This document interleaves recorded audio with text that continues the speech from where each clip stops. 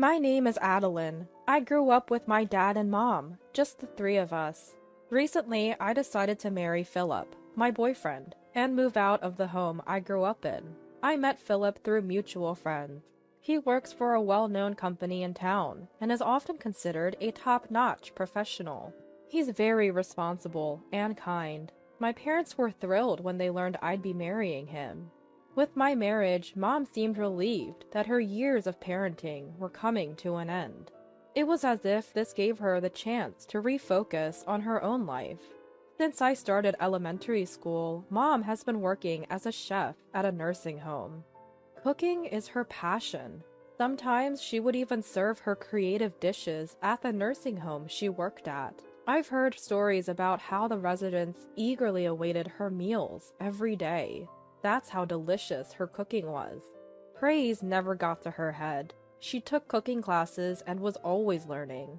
Mom had always been diligent about following her dream. Her dream was to have her own restaurant one day. Seeing people smile while eating her dishes brought her immense joy. She often said, "I'd love to serve my dishes in a small restaurant when I'm older." Though she said it might remain just a dream, there was a hint of sadness in her eyes. But then a twist of fate changed everything. Around the time I moved out after my wedding, unexpected news came Mom's way. She and Dad would often dine at a bar run by her friend's elderly parents.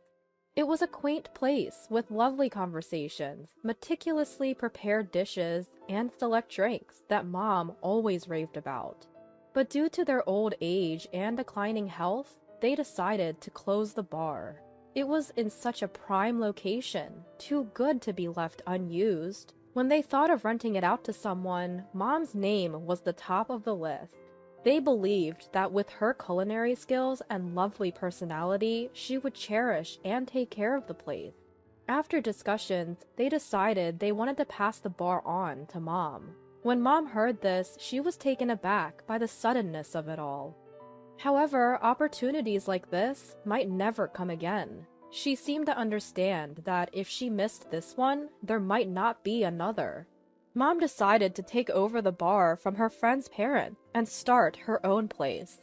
Dad was all for it, and they worked together to create their dream bar. When their dream was finally becoming a reality, Mom was ecstatic. She paid attention to every little detail to ensure no regrets. Seeing the happiness on Mom's face, I felt sure the bar would be a hit. A few months later, everything was set to open. Mom's bar is a quaint spot that opens in the evening. There isn't a fixed menu. Instead, she serves the best items she gets her hands on that day, presenting them as creative cuisine. It felt like a great idea packed with Mom's dreams. Initially, I was worried about whether customers would come, but there was no need for concern. Mom's bright and sociable nature quickly drew in regulars. Above all, it was Mom's cooking that brought the rave reviews, and word of mouth soon spread. Most of the customers were locals, but passers-by would also stop by and have a good time. The homely atmosphere was a hit, and the bar was busy every day. I visited the bar with Philip once. Philip loved Mom's dishes, and he made a suggestion. "The food is truly delicious. Would you consider using our vegetables?" Philip's family owned a greengrocer. Having been in the business locally for a long time, they had a wide network and offered fresh produce. Philip proposed a contract between Mom's bar and his family's greengrocer. Fresh harvest grocers, right? That's a generous offer. I'd love to. With the contract, she'd get a regular supply of quality ingredients. Mom was thrilled at the prospect of making even better dishes. Soon enough, Mom and Philip's dad discussed the details over the phone, and a formal contract was agreed upon. Once everything was settled, a delivery of vegetables from Philip's family was sent over. All of them were vibrant and fresh. It was clear they were top quality. It might cost more than the supermarket, but serving such great produce will surely make the customers happy. Mom always prioritized seeing the smiles of her customers over profit. "I'm glad you like them." Seeing Mom content with the vegetables, Philip grinned, looking slightly embarrassed. Then one day, Mother-in-law visited Mom's store. Interesting. Without any greetings, she looked around as if assessing the place. It had been a while since they met during a formal introduction for the marriage, so Mom honestly didn't know much about her character. Despite feeling a bit annoyed by Mother-in-law's scrutinizing look, Mom greeted her warmly. "Oh, you're Philip's mother, right? Welcome. We really value and use the vegetables you supply." "Thanks," was all Mother-in-law replied, avoiding eye contact and frowning. Not understanding the sour expression, Mom offered her some water. "Here's some water. I'll prepare a meal for you shortly. Please take a seat." However, Mother-in-law stopped her with a gesture. "No need. I just came to check out the place today. I was concerned whether our family's produce was properly being used in such a small establishment." Stunned by her arrogant attitude, Mom was at a loss for words. "Seems like you have a good reputation here. That's nice," Mother-in-law said with a sly grin. Mom just listened in silence. "Well, it appears you're using our veggies properly. It would be a problem if you weren't. Oh, since I'm here, how about I book for 50 people? As you can see, this is a small place, and I don't think we can accommodate 50 people. After making several snide remarks, she now proposed an impractical reservation.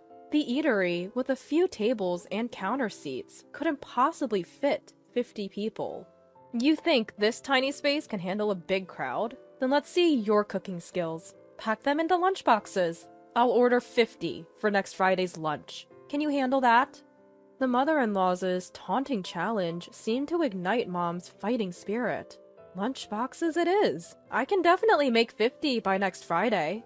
With that reply, the mother-in-law left with a sour look on her face. While Mom had confidently accepted the challenge, she had never prepared such a large order before. I decided to lend a hand, knowing it'd be quite the task for one person.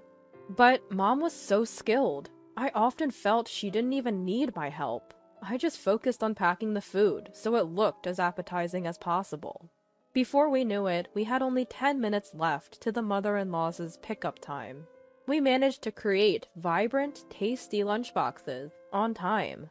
This has to be perfect. I put my all into it. There's no way she can complain now. Mom looked really proud of her accomplishment. She had probably been planning the recipes for this day. I noticed several detailed recipe notes pinned up in the kitchen. Clearly, she was very dedicated to this task. But as soon as the noon hour approached, there was no sign of the mother-in-law. After waiting for 30 minutes past the pickup time, I called her to check in. "Hello, we have the lunchboxes ready. Will you be coming to pick them up? If you're busy, we can deliver them for you." What she said next was utterly shocking. Oh dear, I completely forgot about the lunchboxes. I already had my lunch. Just cancel my order. "Wait! We've already made them. We can't cancel now. At least pay for the cost?" You can't be serious. Family shouldn't charge for cancellations.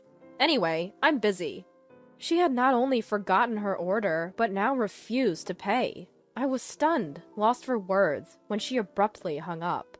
Heartbroken, I told Mom about the conversation. She looked devastated. "I should have taken payment up front, and accepting an order for 50 was unrealistic. I shouldn't have let her provoke me." Mom seemed deeply upset by the hard work she put into those lunchboxes. It's not Mom's fault. She simply kept her promise and made the order as requested. It's mother-in-law who's in the wrong here. It felt such a waste to dispose of these wonderful lunchboxes. Hoping against hope, I decided to call Philip. "Philip, I'm sorry to disturb you at work." "No worries, it's almost lunchtime anyway. What's up?" "Since it's almost lunchtime, I have a favor to ask." "What happened?" "Well, mother-in-law had placed an order for 50 lunchboxes today, but she canceled at the last minute. I didn't want them to go to waste, so I was wondering if anyone at your office would want them." Hearing this, Philip let out a deep sigh. "Ugh, I can't believe it. I'm really sorry for the trouble Mother has caused. She's always been like this." We'll sell all those lunch boxes at my company. Can you bring them over? I could detect the anger in Philip's voice. Thank you. It's such a waste to throw them away. We can give them out for free, and if there are any leftovers, you can bring them back home. As promised, I delivered the lunchboxes to Philip's office. Mom, still reeling from the lunch incident, felt too upset to continue with the evening shift. As she saw customers outside looking at the "closed for today" sign, she seemed even more downcast. At that moment, Philip, having finished work, hurried over. Mother-in-law, I deeply apologize for the inconvenience my mother caused. There's no need for you to apologize, Philip. Please, look up. Philip, still with his head down, continued his tale. Actually, Mom, mother-in-law was jealous of your shop. She envied you because she couldn't do it herself. I never imagined she'd go this far to harass you. I'm truly sorry. Mom was taken aback, unaware that mother-in-law felt this way about her. Mother-in-law was envious because people liked Mom, and she even opened up her own store. Unlike Mom, mother-in-law wasn't good with people. She often had conflicts with others, leading to multiple incidents in the past. She always resented those who seemed better off than her, spreading rumors and even getting into altercations. Every time she caused trouble, Father and I stepped in, but this time, it's unforgivable. Philip contacted father-in-law and asked him to bring mother-in-law to the store. Shortly after reaching out, father-in-law, almost dragging mother-in-law, arrived at the shop. I apologize for my wife's selfish actions. We will cover all the expenses. Apologize, now! Father-in-law urged mother-in-law. However, mother-in-law sulked and pouted. You don't need to pay. Philip sold all the lunchboxes at his office, thankfully, so we didn't end up at a loss. Mom declined their offer.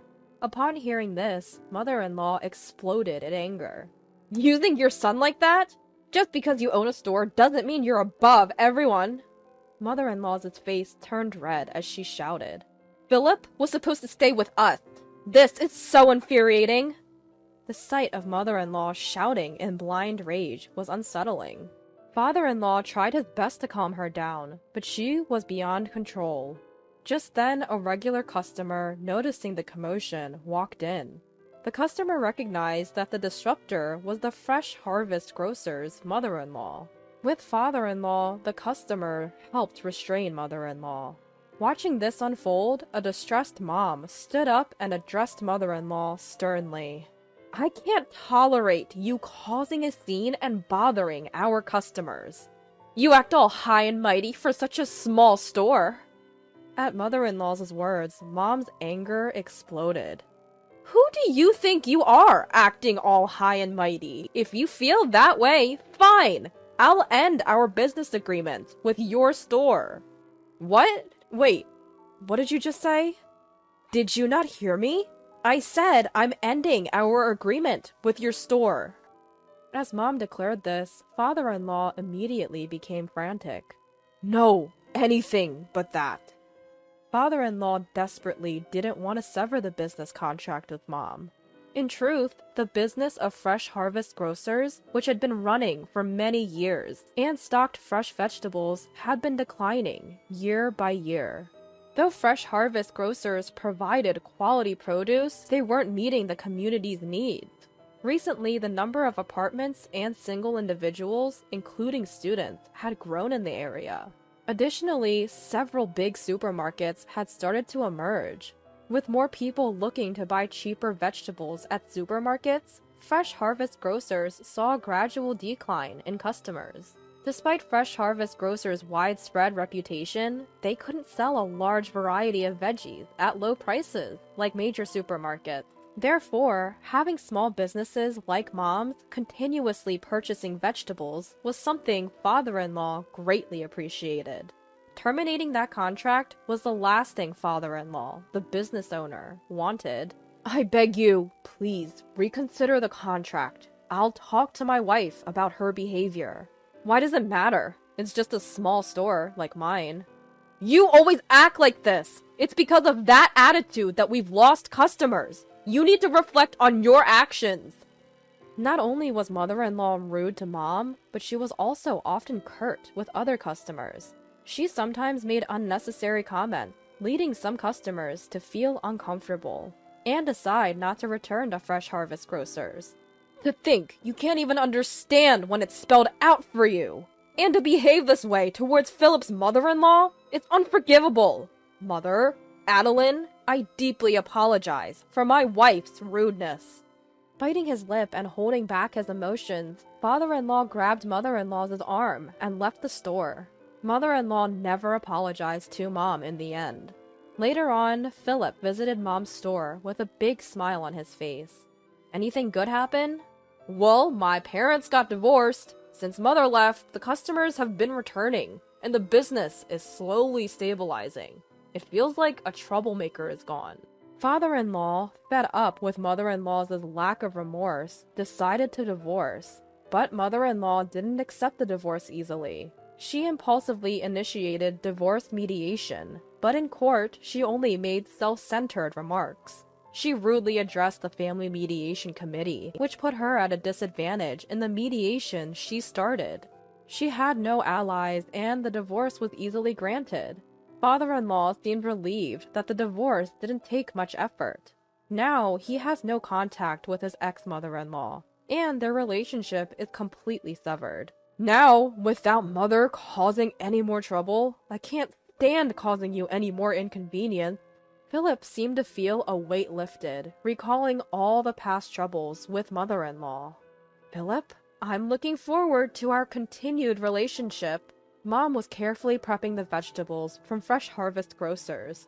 In reality, she hadn't terminated the contract and continued to buy from them. No matter how bad mother-in-law's attitude was, Mom genuinely loved the produce from Fresh Harvest Grocers. The tasty vegetables were popular with customers, enhancing the reputation of Fresh Harvest Grocers.